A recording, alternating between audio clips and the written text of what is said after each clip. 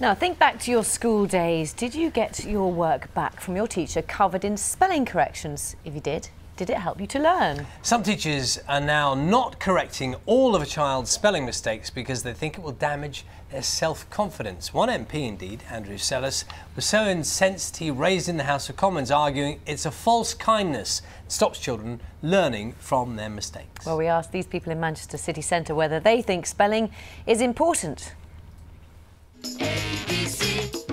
I'm not exactly the best speller in the world, but I seem to have done well in life anyway. It underpins everything really, and if I receive a letter in business from somebody who doesn't spell properly, then I tend to make judgments about that person, rightly or wrongly, but I think it's important to be able to spell correctly. Depending on the child's age and how he or she is otherwise progressing, but I probably would circle all of the mistakes. The teachers always pointed it out to me and never really took into consideration what I was actually writing, just the spelling of it. When you see people texting each other all the time with all this, shortened versions of words, I hate it, and I really think that people need to know how to spell properly. Yeah. C-U-L-A-T-R. It's got lots of people whenever we talk about spelling on the programme, people get very into exercise, don't they? How do you spell that? EX. Let's just begin with that. OR. We're joined now by linguist Felicity Long here in the studio, and also teacher Neil Ruckman, who's in our London studio. Very good morning to both of you. Morning. Neil, can I start with you? What do you make of this? Which is the right policy? Should you always put the red line through every mistake? No, I don't think so. I'm not disagreeing that spelling's important. Of course it's important. It's a skill that we need for life, and as many of the people that you interviewed reflected, it affects whether you get a job and how you do in your own learning. But the point about learning today is it's a much more sophisticated business, dare I say, than when you and I were at school. And children now understand that when they're doing a piece of work, it's targeted what they're actually learning. So you don't need to cross out every spelling mistake. What you need to do is correct the learning that they're addressing in that piece of work.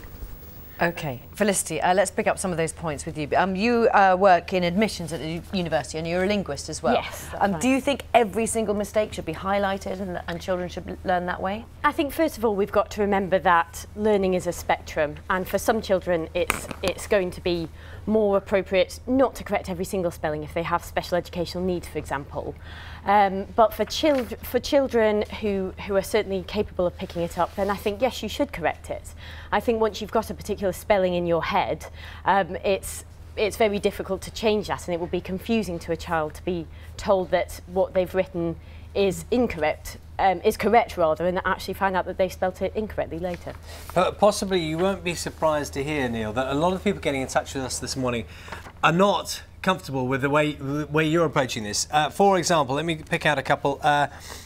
Mauricia on Facebook. 2 different teachers told me this a few years ago. We were always corrected as children, and I haven't grown up with an inferiority complex. On the contrary, I pride myself on my spelling and grammar. There is a groundswell of opinion that, if you start the way you mean to carry on, then that works. In my experience, the best way to teach spelling is not to actually correct every mistake. I mean, if you've put a lot of effort into a piece of work, and, as Felicity is suggesting, some learners have more problems with spelling than others, if you have that work back with red lines all over it, how are you going to feel about all the effort that you put into that work? Now, I've worked with a number of students who've had problems with spelling over the years, and the best way to work on spelling with those students is to encourage them to read. I've never actually spent a lot of time working with students on their own spellings and doing learning by rote or looking at patterns of spelling. What I've done is encourage them to read, and actually in one particular case, a student who I was told was dyslexic, after 3 years of just reading and me not correcting any spelling mistakes, basically was a perfect speller. OK, just explain to me, and somebody made this point on email to us, if you were marking maths and they got half the sums wrong, you would mark them as wrong, so what's the difference? But we're talking about one aspect of language here, and if you think about maths, there are many different skills involved in maths. Numeracy is a part of that, but there are many other skills too. Likewise, when you're writing something, you're not just spelling correctly, you're thinking about syntax, sentence construction, punctuation, and so on. So there are many different things that need to be addressed. Spelling may be the target for a piece of learning, but it isn't necessarily the target with every piece of learning, and therefore I wouldn't want a teacher to highlight spelling in every piece of work. correct, because if they do, that's all you're going to think about. And as one of your interviewers earlier suggested, all she thought about was spelling when she wrote, not what she was actually writing. Okay, Felicity, another one from Jasmine's come in here. She's a retired primary school teacher. She'd like to say that it's not the corrections that make the difference, more the process that's in place to deal with them. So just, I mean, if all you do is go through going wrong, wrong, that's not, is that helpful in itself? It, well, in the process, I'd say it will be about, well, let's say, for example, a child has done a piece of creative writing and the story is good, the way they've structured it is good, then I would say it's good to focus on that, to say, yes, the story that they've done is good, but just the spelling needs addressing. So if you put it in a wider context, if you like, if you make sure that praise is given where praise is due, but the individual spellings themselves are corrected, I don't think that should dent a child's self-esteem. Felicity, you look, presumably, in admissions at admission forms, they're written, I imagine some of them have spelling mistakes. Does that affect whether or not they get a place at universities? I wouldn't say as strongly as that, no. There are other criteria that we look at, but certainly... Does it affect the way you look at their paper, though?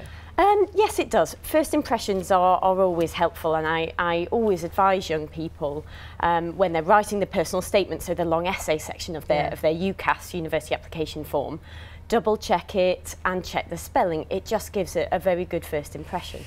We could talk about this long. Thank you for your time. Neil, thank you for your time as well. Thank you. Also thank you for all your comments from home, because lots coming in this morning. We'll sure read some more out later, so keep them coming in as well.